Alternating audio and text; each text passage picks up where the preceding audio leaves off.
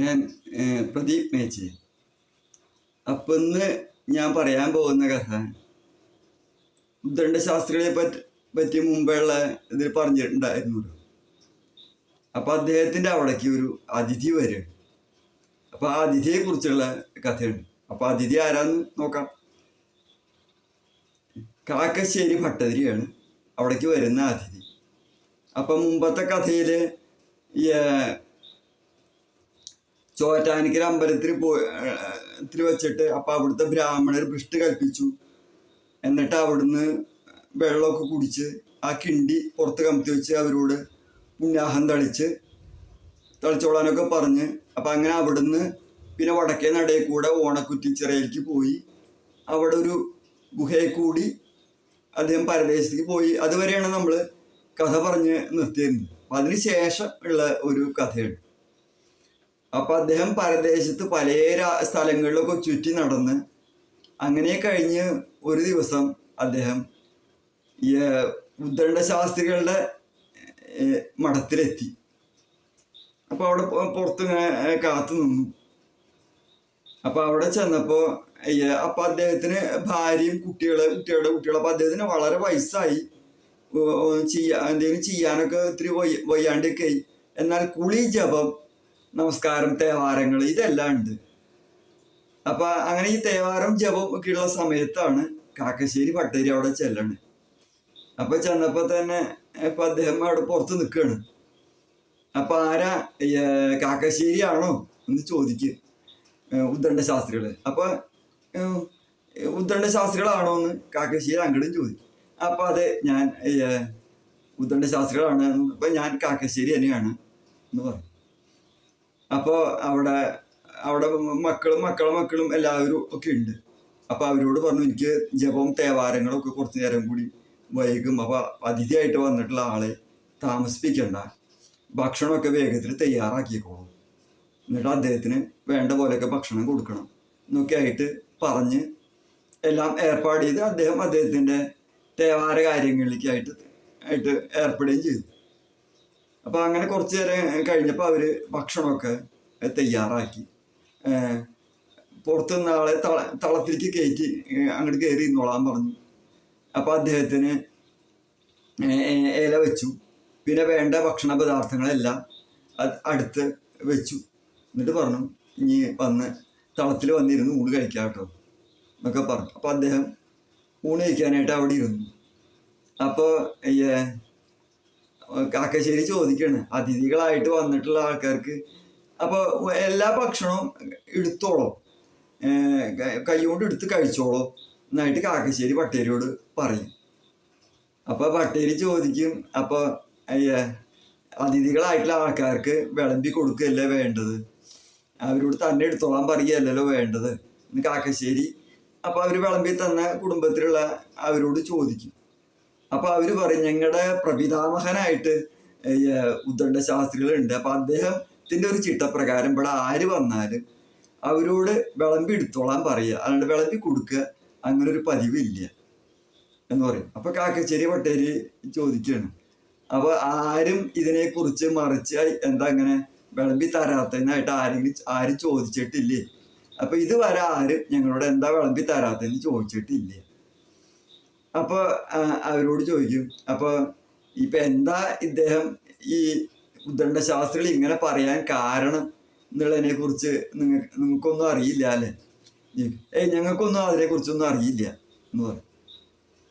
അപ്പോൾ അത് കഴിഞ്ഞ് അതും കൂടി കഴിഞ്ഞപ്പോൾ പിന്നെ അദ്ദേഹം മനസ്സിലിങ്ങനെ വിചാരിച്ചു, ക്രിയാകേവലം ഉത്തരം വെച്ചാൽ പറഞ്ഞിട്ട് പ്രയോജനം ഇല്ല, എന്തെങ്കിലും പ്രവർത്തിച്ച് കാണിക്കേ പറ്റുള്ളൂ ഇവരെ മനസ്സിലാക്കാനായിട്ട് എന്ന് അദ്ദേഹം മനസ്സിലിങ്ങനെ വിചാരിച്ചു.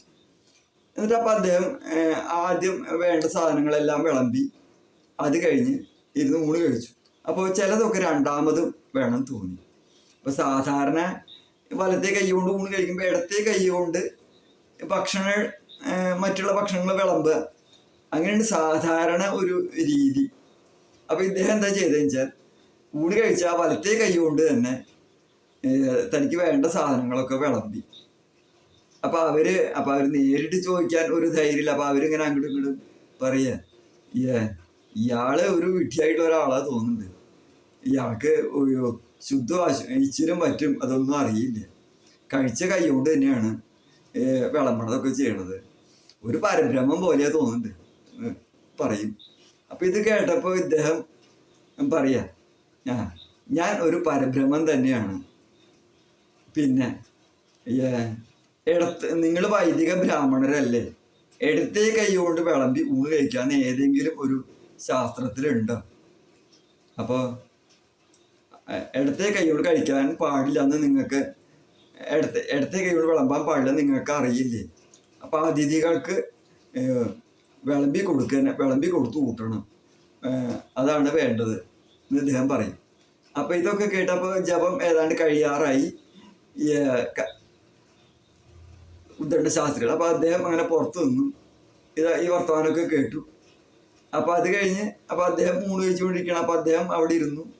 അപ്പൊ കാക്കശ്ശേരി പട്ടേരി അവിടെ നിൽക്കുകയാണ്.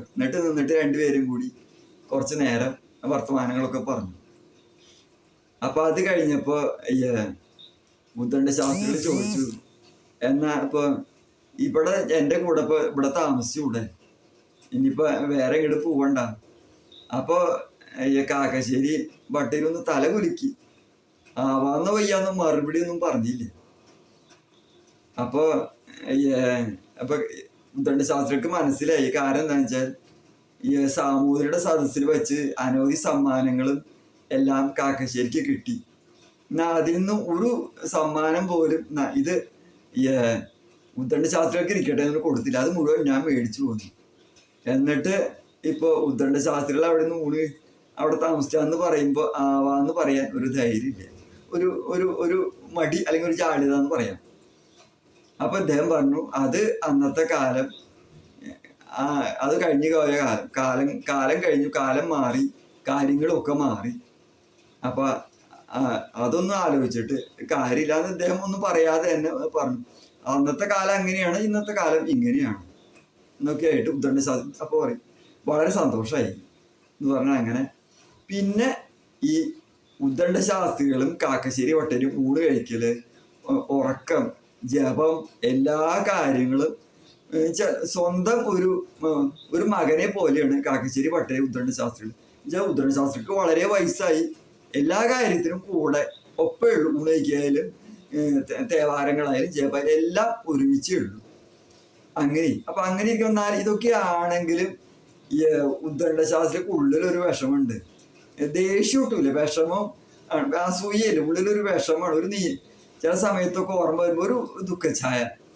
അയ്യോ, ഇയാളിത് എന്നെ തോൽപ്പിച്ച് സമ്മാനങ്ങളൊക്കെ മേടിച്ചിട്ടുള്ള ഒരാളാണല്ലോ എന്നുള്ള ഒരു ചിന്ത എപ്പോഴും മനസ്സിൽ. അപ്പൊ അതുകൊണ്ടുള്ള ഒരു വിഷമം എപ്പോഴും ഇങ്ങനെ വരും. അപ്പൊ ഉറങ്ങലും എല്ലാം അടുത്തടുത്ത് കിടന്നിട്ട് ഉറങ്ങുകയാണ് ചെയ്യുക. അപ്പൊ ഒരു ദിവസം അങ്ങനെ ഉറങ്ങി കഴിഞ്ഞപ്പോ ഒരു സുന്ദരിയായിട്ട് ഒരു സ്ത്രീ ഈ ഉദ്ദണ്ഡ ശാസ്ത്രികളുടെ മുന്നിൽ പ്രത്യക്ഷപ്പെട്ടു. എന്നിട്ട് പറഞ്ഞു, അതെ, ഈ കാക്കശ്ശേരി പട്ടേരി അല്ല ജയിച്ചത്, ഞാനാണ് ജയിച്ചത്. കാക്കശ്ശേരി പട്ടേരി ഒരു കാരണം മാത്രമേ ഉള്ളൂ, ഞാനാണ് മത്സരിച്ചത് എന്ന് പറയും. അപ്പൊ അത് കേട്ട് അത് കഴിഞ്ഞ് കുറച്ച് കഴിഞ്ഞ് നോക്കുമ്പോ കാക്കശ്ശേരി പട്ടേരി അവിടെ കാണാനില്ല. അപ്പൊ ഇദ്ദേഹം വാതിലിന്റെ ഓടാമ്പലൊക്കെ തുറന്ന് പുറത്തൊക്കെ ഇറങ്ങി നടക്കും. അപ്പൊ പുറത്തു പോകുമ്പോ ഒന്നും കാണാനുമില്ല. എന്നിട്ട് തിരിച്ചു വന്നപ്പോ ഉദ്ദണ്ഡ കാക്കശ്ശേരി പട്ടേരി ചോദിക്കും, എന്താ ഇപ്പൊ അങ്ങ് പുറത്തേക്ക് ഇറങ്ങി? അപ്പൊ ഞാനിപ്പോ കാക്കശ്ശേരി പട്ടേരി കണ്ടില്ലല്ലോ, അതാ ഞാൻ പുറത്തേക്ക് ഇറങ്ങി. ഞാനിവിടെ കിടക്കണ്ടായിരുന്നു, അങ്ങ് വാതിൽ തുറക്കുന്ന ശബ്ദം കേട്ടിട്ട് ഞാൻ ഉണർന്നു എന്ന് പറയും. അതെയോ, അത് ശരി. അപ്പൊ ഉദ്ദണ്ഡ ശാസ്ത്രിക്ക് മനസ്സിലായി ഇതെല്ലാം സരസ്വതിയുടെ ഒരു കളിയാണ്. അപ്പോഴേക്കും ഏകദേശം പ്രഭാതമൊക്കെ ആയി, കുളിക്കാൻ പോകേണ്ട നേരെ. അപ്പൊ പിന്നെ രണ്ടുപേരും കൂടി രാവിലത്തെ കർമ്മങ്ങൾക്കായിട്ട് കുളിക്കാനായിട്ട് പോയി. അപ്പൊ അങ്ങനൊരു കഥ.